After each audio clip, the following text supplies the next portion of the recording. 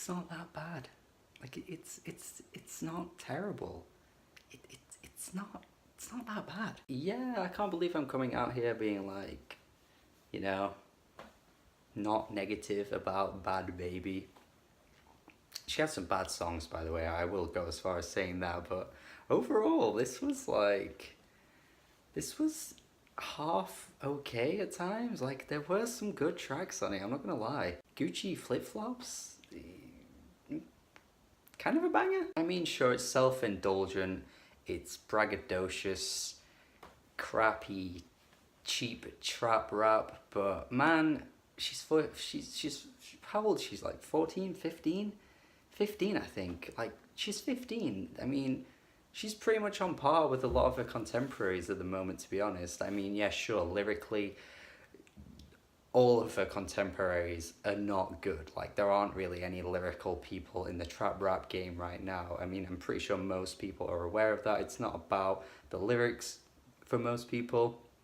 Bhad Bhabie's essentially, just adding to that sort of style at the moment. But that's the thing, a lot of it can be quite fun, and I've warmed up to the stylings of a lot of these artists over the past year. You kind of have to, because you end up listening to so much in the genre, and then you kind of suddenly decide that it's not that bad, but it's not that good either. Like, we can't lie, it's getting oversaturated. Most of the artists in the genre are kind of running out of ideas. Sure, there has been like transitions into different types of stuff.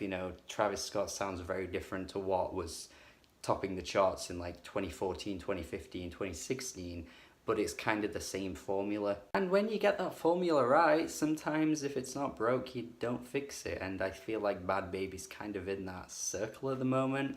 It's just doing this stuff without really any care, and it ended up sounding half decent. Yeah, sure, I'm not going to come out and say that she's better than anyone else right now that's doing this style. There are some tracks that really annoy me, especially with her flows and her nasally kind of voice that really like grates at me at times. But some of these hooks, man, Young and Bad got a freaking great hook. A lot of these guest features as well. YG did a better verse than anything on his last album. Asian Doll snapped like crazy, and yeah, you know what? Some of these tracks ride. They actually ride, and I'm not even saying this in an ironic way. They kind of do. I went into this album thinking like, oh, I'm gonna hate it. And a few of my music people friends, I know David Rowe was saying like, hey, like I actually genuinely think this is pretty good. And I saw Buffalo Staples' video recently as well, and he was like, hey, it's actually kind of quite good.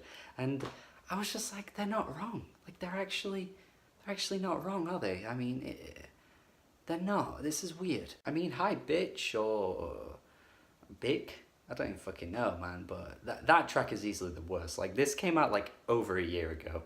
For real, this is way too old to be on this 15, to be honest. I don't know why it's here. It never sounded good back then, but to be honest, it kind of shows that she's progressed since that, because the friggin' bass was overblown on that track, and every other track on the album doesn't sound like this, and it sounds way more refined.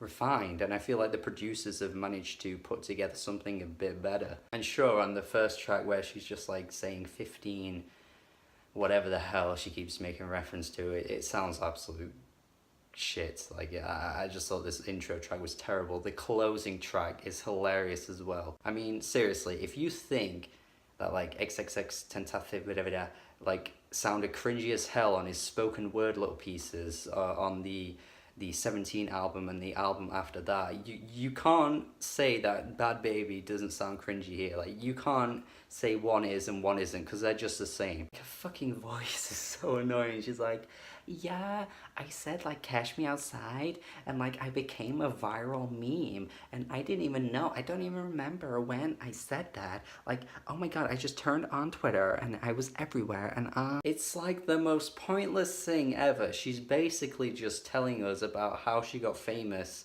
over a year ago. Like, oh, way to fucking kill a meme. Like, what? A meme that was never even that funny anyway, to be honest, let's be real. And then she goes on this big diatribe about how her dad is like the worst fucking person in the world, and he doesn't give a shit about her, and he tried taking her to court and telling them that she's mentally unstable or something. Like, Jesus Christ, like this was an album filled with pretty fun trap bangers throughout the most thing, and then you end it off with this way too personal story. I don't know how the producers or whatever allowed this. She's like 15 and she's telling us this really deep and personal story. It just felt so weird. It's also kind of weird how most of this album she's like calling people hoes and bitches, and it's like she probably wrote these songs when she was 14, and I don't know, man.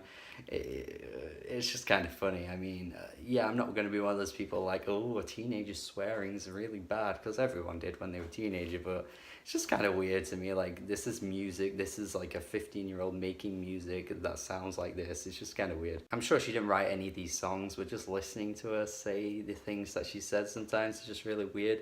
Also, I think it's incredibly strange that some of the features that come on, like Ty Dolla $ign will make like a reference to some kind of sexual thing, and it's like, again, she's 15. Like, there are some tracks, man, I've got to friggin' turn off because they're just so bad. Not to say that Ty Dolla $ign is making references to her or any of the other rappers that come through. They're not. I'm not saying they're making references to her, but the fact that they're talking about it on a track with a teenager is really weird to me. I think that should not have been something that anyone should have allowed. But yeah, I mean, it kind of is empty luxury trash that's pretty fun, honestly, at times. Like, I'm not going to say anything here is remotely close to being great. I think there are some pretty decent tracks, like I've already mentioned.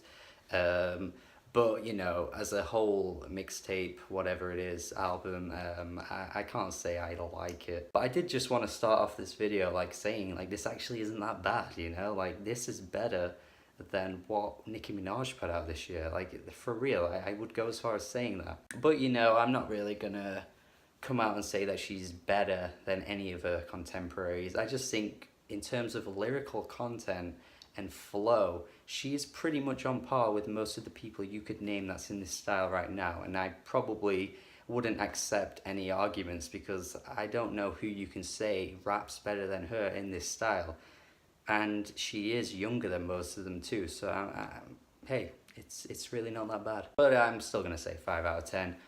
Pretty average for the most part, but there were a few tracks that stood out to me as being pretty solid. But yeah, let me know your thoughts if you listen to this.